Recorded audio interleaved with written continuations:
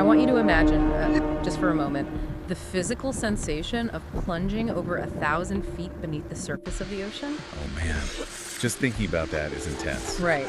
I mean, the sunlight fades almost immediately. It's just replaced by this profound, impenetrable darkness. And above you sits the crushing, relentless weight of millions of gallons of water. Yeah, you're entirely cut off. Completely cut off from the atmosphere you were born to breathe, relying on this humming steel tube, highly complex machinery, and the absolute competence of the people around you just to see tomorrow. It's an environment so hostile, it literally mimics the vacuum of space.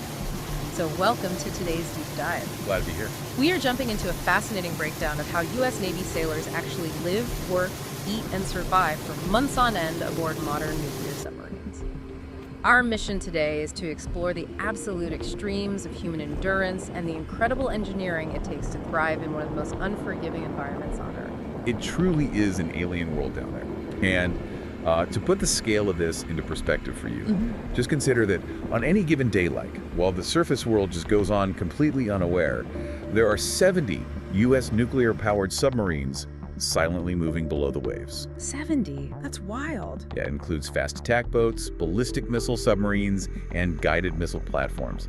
They're all out there right now, operating in total secrecy. Okay, let's unpack this, because obviously running a nuclear reactor at the bottom of the ocean isn't a job you just, walk in off the street and do. It starts at the Naval Submarine School in Groton, Connecticut. They've been doing this since 1917. A long time to perfect the training. Exactly. And the training is extreme. Before a sailor even sets foot on an operational boat, they are put through this punishing gauntlet. They have to learn how to use the SEIE suit, the submarine escape immersion equipment. It's this full-body suit engineered for buoyancy and thermal insulation. Which is critical, because the physics of ascending through that much pressure are lethal. The suit is designed to manage your ascent rate, protect you from decompression sickness, and then act as a life raft once you hit that freezing open ocean. But, and this is key, escaping is the absolute last resort. Right. The primary focus is saving the boat. Precisely. Which brings us to the harsh realities of the training itself. They use something called the PSE, the Pressurized Submarine Escape Training. That's the giant water column, right? Yeah, it's a 37-foot deep water column. Students actually have to practice escaping from a simulated disabled sub under highly realistic pressurized conditions. And then there's the damage control side of things. The source material details this wet trainer where they simulate a structural failure. Imagine water entering a submarine at depth. It isn't a drip, it's a high-velocity, highly pressurized jet. The sound alone is supposedly deafening. It immediately degrades all communication. And the craziest part is how they seal the leaks. They use metal shoring and emergency patches, sure, but they also use wooden plugs. It sounds so old school for a nuclear sub. I know, but it's brilliant. Wood swells when it gets wet. So you jam a wooden plug into a high-pressure rupture, and the water forces it to swell, locking it into place and creating a watertight seal. They learn to do this while water is actively blasting them in the face. It builds that crucial muscle memory. And they have to be just as prepared for fire, which is arguably even more terrifying underwater. They train for Class A, fires, paper, bedding, that sort of thing, as well as severe electrical and fuel fires. And they're doing this in smoke-filled compartments wearing self-contained breathing apparatuses. Because on a sub, you can't just open a window. That smoke rapidly consumes your limited oxygen and fills the space with toxic gas. The training forces them to isolate the blaze, shut down ventilation, and extinguish it fast. It builds absolute teamwork because under toxic or low oxygen conditions, if one person fails, the whole crew is compromised. So, you survive the flooding and the smoke, and you finally earn your place on a boat. Let's talk about the physical reality of life underwater. You are stepping into a steel tube with roughly 135 to 150 other sailors. It's incredibly tight quarters. Unbelievably tight. The living arrangements vary. You might be in a 6-person berthing or up to larger 18 or 34-man spaces, but space is at such a premium that they use a concept called hot racking. What's fascinating here is the psychological toll of hot racking. Basically, one person goes on watch so another can sleep in the exact same bed. Right, exactly. You don't have a space that is truly yours. Your entire personal footprint is just a small rack with a fan, a footlocker, a curtain, and built-in fire suppression. Humans have a psychological need for territoriality, a place to decompress. And on a sub, that is stripped away. You're just constantly rotating. And it's tied to this relentless shift schedule. They typically work a 6-hour shift rotation, which completely fractures your circadian rhythm. You have a total lack of natural light. You never see the sun. So your body isn't producing melatonin normally, leading to chronic fatigue from these constantly disrupted sleep patterns. And you're tired, but you're living inside this completely sealed ecosystem, which is why the rules are so absolute. There is a zero-tolerance policy for fire. Even the smallest open flame could be catastrophic in that confined space. A tiny spark alters the atmospheric chemistry, turning precious oxygen into carbon monoxide. Which brings us to how they even breathe down there. It is a marvel of technology. They don't just hold their breath for 3 months. Fresh air is literally manufactured. Yeah, the life support systems are incredible. They use advanced oxygen generators that split water molecules to create breathable oxygen. And they use carbon dioxide scrubbers to pull out all the CO2 the crew exhales. It's the same story with water. They use reverse osmosis systems that take in raw seawater and turn it into 100% clean drinking water. So they are entirely self-sufficient. Right. And speaking of sustaining life, we have to talk about the galley. Food on submarines is famously the best in the Navy. Without a doubt. They have Burger Day, which is also known as Field Day, when they deep clean the boat.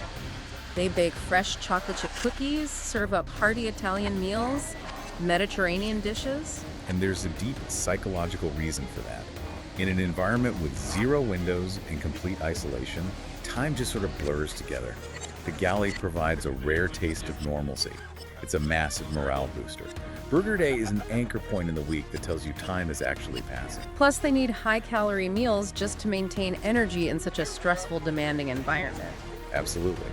And while the food is rich, there is a strict prohibition on alcohol. Total zero tolerance. The systems they operate are too complex and dangerous to allow for even a fraction of impairment. So no off-duty beers. But despite the lack of space, they actually carve out room for fitness. You'll find treadmills, bikes, and resistance machines wedged between torpedoes and machinery. Physical fitness is a crucial outlet for all that stress. And hygiene, too. They even maintain strict grooming via a small onboard barbershop. So they're fed, they're clean, they're breathing manufactured air. Let's move into the control room and talk about how they actually operate this thing. The brain of the submarine. Driving a sub is often compared more to flying an airplane than steering a ship. They use water flowing across the bow and stern planes to pitch the sub up or down, and they use main ballast tank vents to take on water and stay heavy when they submerge. It's all about mastering three-dimensional fluid dynamics in total darkness. And then there's the arsenal. The torpedo room is highly secured and filled with massive weapons. The terminology down there is fascinating.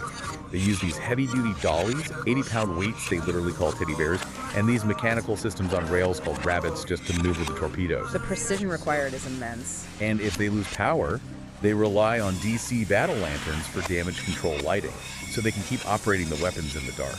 Right, because the mission doesn't stop for a power outage. And they test these capabilities rigorously. They do what are called SYNC-X drills, where they actually sink decommissioned ships using live torpedoes. It validates their combat readiness. But it's not just torpedoes anymore. They're integrating unmanned underwater vehicles, or UUVs, right? Yes, the technology is evolving. UUVs allow them to extend their surveillance reach. They can send a drone into an area too dangerous or shallow for the sub, keeping the crew safe while gathering critical intelligence. And to perceive the world around them in total darkness, they rely completely on sonar, their eyes. Exactly. Sonar acts as an early warning system, tracking the acoustic signatures of anything moving in the water miles away. But when they do need to interact with the surface, they use the sail. That's where the retractable masts are housed: periscopes, radar, and communication arrays. They just pop them up for discrete intelligence gathering, grab what they need, and vanish again. And coordinating all of this, the reactor, the weapons, the stealth, the crew, requires an incredible level of leadership. The burden of command on a submarine is immense. The commanding officer, the CO, carries absolute authority. They are responsible for the mission, the ship, and the health, morale, and welfare of every person on board. And you don't get that job lightly. The CO often draws on 15 or more years of rigorous experience before taking the helm. They need it, especially for operations like ISEX. That's the exercise where submarines navigate the hidden, frozen world of the Arctic. Punching through thick ice to surface. It's the ultimate test of stealth and endurance. Navigating under a solid ceiling of ice where you can't just surface in an emergency, the sheer resilience required is staggering. Which brings us to the record for endurance. The longest continuous submerged patrol by an Ohio-class submarine was over 140 days. Over 140 days in total isolation. No sunlight, no fresh air. It's a phenomenal feat of both engineering and human endurance. Living underwater, entirely self-sufficient, relying on reverse osmosis for your water, manufactured oxygen for your lungs, and the absolute unwavering trust of the crew around you. It really makes you reflect on our daily routines. You and I have the luxury of stepping outside for fresh air, seeing the sun, feeling the wind. Contrast that with a life where your entire world is a steel tube, and your physical safety depends entirely on discipline, vigilance, and the person sleeping in the rack next to you. It's humbling, and it leaves us with something really profound to think about. When you consider that a crew once stayed submerged for over 140 days, it begs the question, if you were cut off from the sun, the surface, and everything you know, relying entirely on the humming machinery around you and the strangers turned family beside you, how long do you think your own mental endurance would last in the deep?